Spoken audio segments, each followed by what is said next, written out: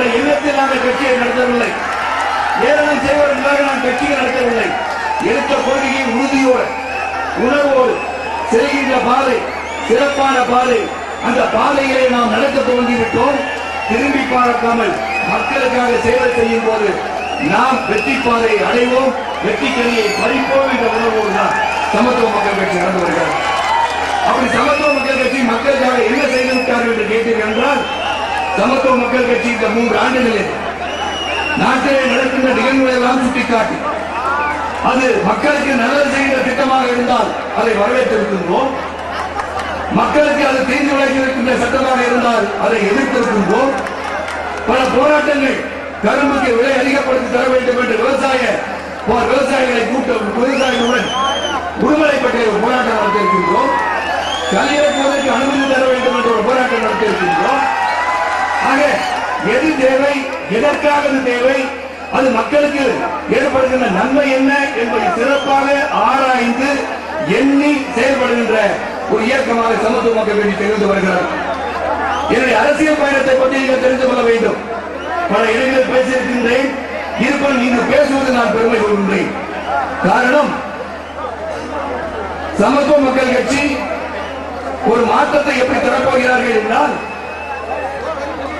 நான் முதலில் 1996ஆம் ஆண்டு எந்த இயக்கத்திலும் என்னை இணைத்துக் கொள்ளாமல் அன்று இருந்த ஒரு ஆட்சியை அகற்ற வேண்டும் என்ற எண்ணம் என் மனதில் உதித்தவுடன் சூரிய வம்சம் என்ற ஒரு மிகப்பெரிய பிரம்மாண்டமான ஒரு சரித்திர புகழ் வாய்ந்த ஒரு படத்தில், அந்த வெற்றி படத்தில் நடித்த பிறகு என்னுடைய கலைப்படத்தின் உச்சத்தில் இருக்கும் போது பொதுநல சிந்தனை பள்ளி பருவத்திலிருந்து வந்ததன் காரணத்தினால் அன்று இருந்த அந்த பொதுநல சிந்தனை, நல்லதான் படம் ஓடிட்டு இருக்கேன், சினிமா நடிக்க வேண்டியதானே, காசு சம்பாதிக்க வேண்டியதானே என்ற எண்ணம் ஒருபுறம் இருந்தாலும் மக்களுக்காக ஒரு நல்லது நடக்க வேண்டும் என்றால் அது குரல் கொடுத்தியாக வேண்டும் என்ற எண்ணம் உதித்தது.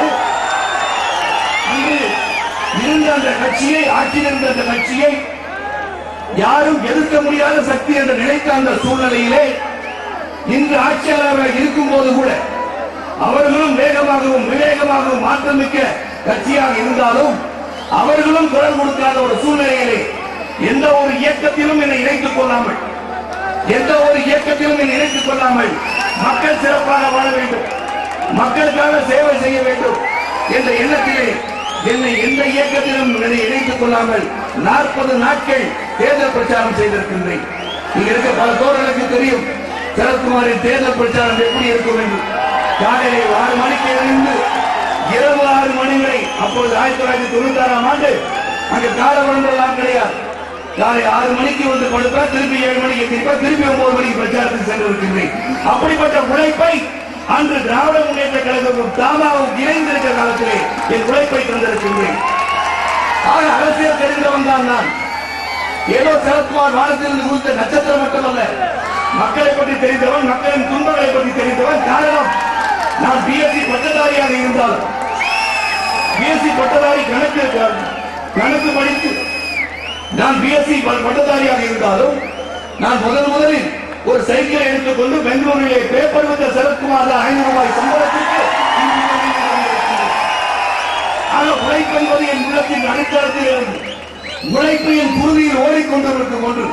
ஆக இறுதி வரை, இறுதி மூச்சிற்கு வரை, இந்த உலகில் உயிர் இருக்கும் வரை உங்களுக்காக உழைக்க காத்திருக்கின்ற ஒரு தலைவரை தான் சமத்துவ மக்கள் கட்சி பெற்றிருக்கிறேன். பெருமை கொள்கிறேன். எனக்கு சுயநலம் கிடையாது, தன்னலம் கிடையாது. இன்னைக்கு உங்க ஒரு வீட்டுல வந்தா 365 நாள் நீங்க சாப்பாடு போட தயாரா இருக்கீங்க. நான் யாருக்கும் துரோகம் பண்ணல. ஆக மக்களுக்கு சிறப்பாக சேவை செய்ய வேண்டும். இது இயக்கங்களில் இருந்தே இல்லை என்று சொல்லவில்லை, அது எனக்கு அனுபவமாக அமைந்தது. பாராளுமன்றத்துக்கு சென்றேன், இன்னும் நன்றி சொல்கின்றேன். இந்த நாட்டின் முதலமைச்சருக்கு நன்றி சொல்கின்றேன். என்னை பாராளுமன்றத்துக்கு அனுப்பி பலரையும் சந்திக்கின்ற வாய்ப்பை கொடுத்து அரசியலை முழுமையாக தெரிந்து கொள்கின்ற அவகாசம் கொடுத்த முதலமைச்சருக்கு நன்றி சொல்லிக் கொள்கிறேன். அதே சமயத்தில் இந்த அரசியல் எப்படி இருக்க வேண்டும், எதை நோக்கி பயணிக்க வேண்டும், தமிழக மக்களை எப்படி வழிநடத்தி செல்ல வேண்டும், எப்படி திராவிடத்திலும் தேசியம் கலந்திருக்க வேண்டும் என்ற எண்ணத்தை உணர்ந்து மக்கள் சிறப்பாக இருக்க வேண்டும், தீட்டுகின்ற திட்டங்கள் மக்களை சென்று அடைய வேண்டும் என்ற எண்ணத்திலே நாம் ஒரு இயக்கத்தை துவங்க வேண்டும் என்றுதான் சமத்துவ மக்கள் கட்சி துவங்கப்பட்டது. ஆனால் இன்று சிலர் பேசிக் கொண்டிருக்கிறார்கள். துணை முதல்வர் இன்று துவங்கிய கட்சியெல்லாம் நாளை முதலமைச்சராக வேண்டும் எண்ணத்திலே வாழ்ந்து கொண்டிருக்கிறார்கள் என்று ஒன்றை மட்டும் துணை முதலமைச்சர்கள் சொல்கிறேன், மரியாதையுடன் சொல்கிறேன். பிறக்கின்ற குழந்தை உடனே 100 மீட்டர் பந்தயத்தில் ஓடி வெற்றி பெறுவதில்லை.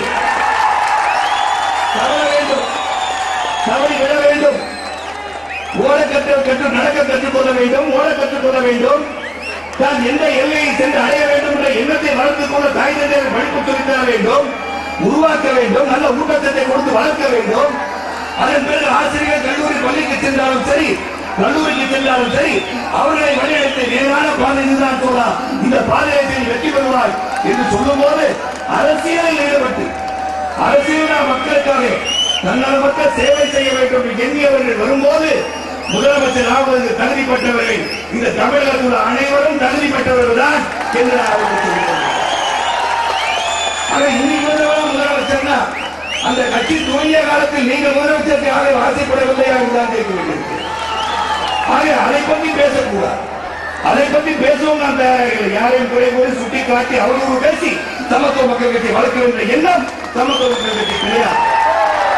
நாம் ஒரு நாகரிக அரசியல், சிறப்பான அரசியல், மக்களுக்காக அரசியல் நடத்த வேண்டும் எண்ணத்திலே நாம் சென்று கொண்டிருக்கின்றோம். இங்கு தேவைப்படுகிறது என்ன என்று சிந்தித்து ஆலோசித்து பார்த்தால் தொலைநோக்கு திட்டங்கள், தொலைநோக்கு சிந்தனைகள், தொலைநோக்கு செயல்பாடுகள் இருக்க வேண்டும். அப்படி இருக்கிறதா என்று எண்ணி பார்க்க வேண்டும். நாங்கள் இயக்கத்தை துவங்கியவுடன் 2 IAS அதிகாரிகள் இருந்தார்கள்.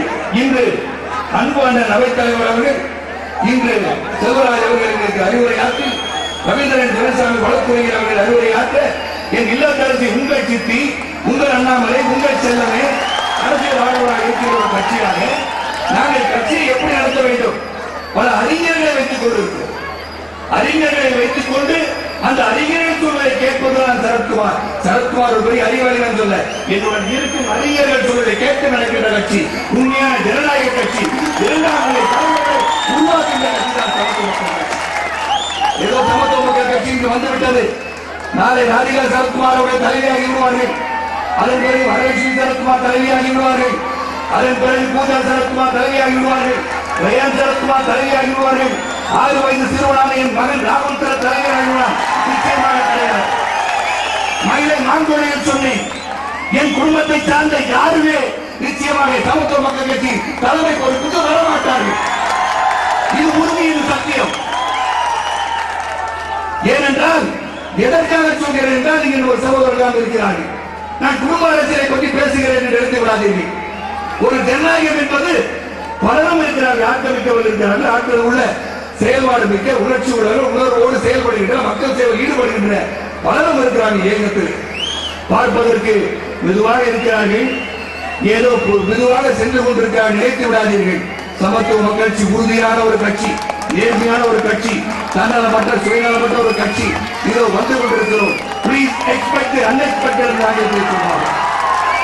நீங்கள் நினைத்து கூட பார்க்க முடியாத அளவுக்கு வளர்கின்ற அமைதியாக ஓடுகின்ற ஆறு வந்து போகும். வெள்ளம் கரை புரண்டு ஓடும், அது தெரியுது. ஆனா கரை புரண்டு பெரிய அளவில் ஆறு ஓடிட்டு இருக்குது. ஆனால் ஆழம் பார்த்தீங்கன்னா ஆழமா இருக்காது. அமைதியாக ஓடுகின்ற ஆறு ஆழம் அதிகமாக இருக்கும். சிந்தித்து பார்த்துக் கொள்கிறார். சமத்துவ மக்கள் கட்சி அமைதியாக இருந்தாலும் செயல்பாடுகளை வீரம், விவேகம், உணர்ச்சி, ஆற்றல், திறமை என்று செயல்படுகின்ற ஒரு இயக்கமாக இந்த இயக்கத்தை 3 ஆண்டு காலம் சிறப்பாக நடத்தி வருகிறோம். ஒரு இயக்கத்தை தூங்கியவுடன் வெற்றி கண்டுவிட முடியாது. எந்த ஒரு பயணம் நீண்ட நிறைய ஒரு பயணம், கல்லும் இருக்கும், முள்ளும் இருக்கும், அனைத்தும் இருக்கும். ஆகிய பல மேடைகளில் சொல்லியிருக்கிறேன். படகுகள் கட்டப்படுவது அக்கறைக்கு சென்று அடைவதற்காகத்தான். ஒரு படகை கட்டி அதை மிதக்க விடணும், அது கரைக்கு அந்த கரைக்கு போகணும். போகிறதுனால கப்பலை கட்டுறோம். ஆகவே சமத்துவ மக்கள் கட்டப்பட்டு விட்டது.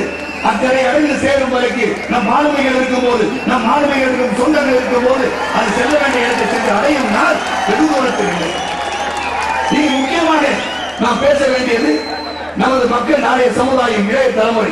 நீங்க வந்திருக்கீங்க, வீட்டுக்கு போகும்போது குழந்தைகள், உங்கள் செல்ல பிள்ளைகள், உங்கள் அடுத்த தலைமுறைகள் சமத்துவ மக்கள் கட்சி தலைவர் என்ன பேசினார், அந்த கூட்டத்தில் என்ன பேசப்பட்டது, நாம் எதை எடுத்து செல்ல போகிறோம், எதை கற்றுத் தந்தார்கள், இந்த சிந்தித்து பார்த்து வளர்க்கு நமது கூட்டம் இருக்க வேண்டும். ஒரு செயலில் ஈடுபடும் போது அது நமக்காக மட்டுமல்ல, சுயநலமாக நமக்காக நாம் பதவி அமர வேண்டும் என்பதற்காக இயக்கங்கள் இருக்கக்கூடாது. நாளைய சமுதாயம் இளைஞரை சிந்தித்து பார்க்க வேண்டும். முன்னாள் ஜனாதிபதி அப்துல் கலாம் அவர்கள் சொல்லியிருக்கிறார்கள், வருங்காலம் இளைஞர்கள் கையில் என்று சொல்கிறார்கள். உண்மைதான். அந்த வருங்காலம் இளைஞர் கையில் எதை என்று சொல்கிறார்கள்? கருத்து கணிப்பு சொல்கிறது. 2025 உலகத்திலேயே அதிகமான இளைஞர்களோட நாடு என்றால் இந்தியா என்று கருத்து கணிப்பு சொல்கிறது. ஆனால் இளைஞர்கள் அதிகமாக உள்ள நாடு இந்தியா என்று இருக்கும் போது அவர்களை வழிநடத்துகின்ற ஒரு உன்னதமான பணி நமக்கு இருக்கிறது. நமக்கு என்றால் இங்குள்ள அரசியல் தலைவர்களுக்கு இருக்கு. நாம் மறந்துவிடக்கூடாது.